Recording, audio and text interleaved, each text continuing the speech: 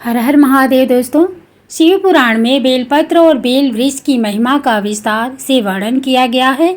इन्हें भगवान शिव को अत्यंत प्रिय माना जाता है और इनकी पूजा से विशेष फल प्राप्त होते हैं।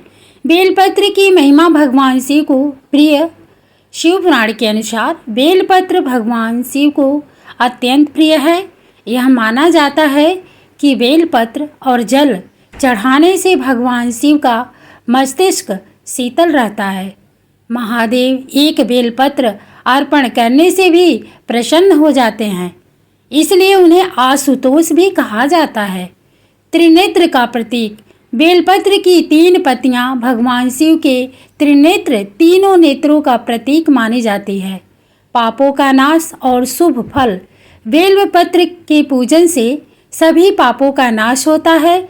जो जातक गंध पुष्प और बेलपत्र के साथ शिव की पूजा करता है वह शिवलोक को प्राप्त करता है और उसकी संतति संतान में वृद्धि होती है। समस्त तीर्थों के स्नान का फल जो मनुष्य बेलपत्र के जड़ के जल से अपने मस्तक को सींचता है उसे संपूर्ण तीर्थों में स्नान के बराबर फल मिलता है। यदि कोई तीर्थ स्थान पर नहीं जा सकता तो श्रावण मास में बेल के पेड़ के मूल भाग जड़ की पूजा करके उसमें जल अर्पित करने से उसे सभी तीर्थों के दर्शन का पुण्य मिलता है। धन और सुख की प्राप्ति बेलपत्र के जड़ के पास दिया जलाने से श्रद्धालु सर्व सुख से पूर्ण रहते हैं। शिवलिंग पर बेलपत्र चढ़ाने से दरिद्रता दूर होती है और सौभाग्य का उदय होता है। कन्यादान के बराबर फल शिव पुराण के अनुसार श्रावण मास में बेलपत्र को सोमवार या हर दिन शिवलिंग पर चढ़ाने से 1 करोड़ कन्यादान के बराबर फल मिलता है। माँ लक्ष्मी का निवास बेल वृक्ष में माँ लक्ष्मी का भी निवास माना जाता है, इसलिए यह वृक्ष संपन्नता और समृद्धि का प्रतीक है। बेल वृक्ष की महिमा शिव का स्वरूप बेल का वृक्ष भगवान शिव का ही स्वरूप माना जाता है और इसे श्री वृक्ष और शिवद्रुम भी कहते हैं। शिवलिंग का वास धार्मिक मान्यता है कि बेल वृक्ष में के मूल जड़ में शिवलिंग स्वरूपी भगवान शिव का वास होता है, इसलिए बेल के मूल में भगवान शिव का पूजन किया जाता है और इसकी जड़ को सींचा जाता है। नकारात्मक ऊर्जा का नाश घर में बेल का पेड़ लगाने से नकारात्मक ऊर्जा दूर होती है और सभी प्रकार के पापों से मुक्ति मिलती है। इसके दर्शन और स्पर्श मात्र से पुण्य की प्राप्ति होती है। वंश वृद्धि बेल वृक्ष को लगाने से वंश की वृद्धि होती है। बेलपत्र कब तोड़ना चाहिए और कब नहीं, बेलपत्र तोड़ने के कुछ विशेष नियम बताए गए हैं। कब न तोड़े, सोमवार को बेलपत्र तोड़ना वर्जित माना जाता है क्योंकि यह दिन भगवान शिव को समर्पित है और मान्यता है कि इस दिन बेलपत्र पर माता पार्वती का वास होता है। चतुर्थी, अष्टमी, नवमी, चतुर्दशी, अमावस्या और पूर्णिमा इन तिथियों पर बेलपत्र तोड़ना अशुभ माना जाता है। संक्रांति के दिन भी बेलपत्र तोड़ने से बचना चाहिए।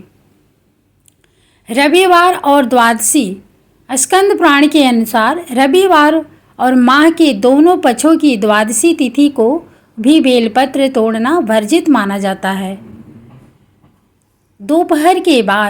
दोपहर 12 बजे के बाद बेलपत्र तोड़ने से बचना चाहिए क्योंकि मान्यता है कि शिव इसे ग्रहण नहीं करते। कब तोड़े? यदि आपको इन वर्जित दिनों में बेलपत्र की आवश्यकता हो तो आप एक दिन पहले बेलपत्र तोड़ सकते हैं क्योंकि बेलपत्र वासी नहीं होता। यदि बेलपत्र उपलब्ध न हो तो शिवलिंग पर चढ़े हुए बेलपत्र को गंगा जल या साधारण जल से धोकर दोबारा चढ़ाया जा सकता है। पूर्णिमा और बुधवार के दिन बेलपत्र तोड़ना शुभ माना जाता है। डालियाँ तोड़नी चाहिए कि नहीं? पत्तियां तोड़ें, डालियां नहीं। शिव पुराण और अन्य शास्त्रों में स्पष्ट रूप से उल्लेख है कि बेलपत्र की डालियां नहीं तोड़नी चाहिए, केवल पत्तियां तोड़नी चाहिए। वंश पर प्रभाव। बड़ी बड़ी डालियों को तोड़ने वाले का वंश बहुत दिनों तक नहीं टिकता। जिस प्रकार बेलपत्र का वंश डाली से घट जाता है, उसी प्रकार डाली तोड़ने वाले का वंश भी घटता है। कुछ ग्रंथों में तो इसे किसी के कंठ काटने के बराबर हत्या का प्रतीक माना गया है। सही तरीका, बेलपत्र तोड़ते समय केवल 3 पत्तियां वाला ही पत्ता तोड़ना चाहिए और पूरी डाल को नहीं तोड़ना चाहिए। पत्तों को तोड़ते समय मंत्रों का जाप करना और निमंत्रण देना भी शुभ माना जाता है।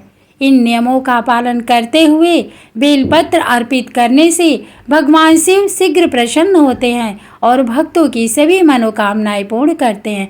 हर हर महादेव। दोस्तों, वीडियो को लाइक करें और चैनल को सब्सक्राइब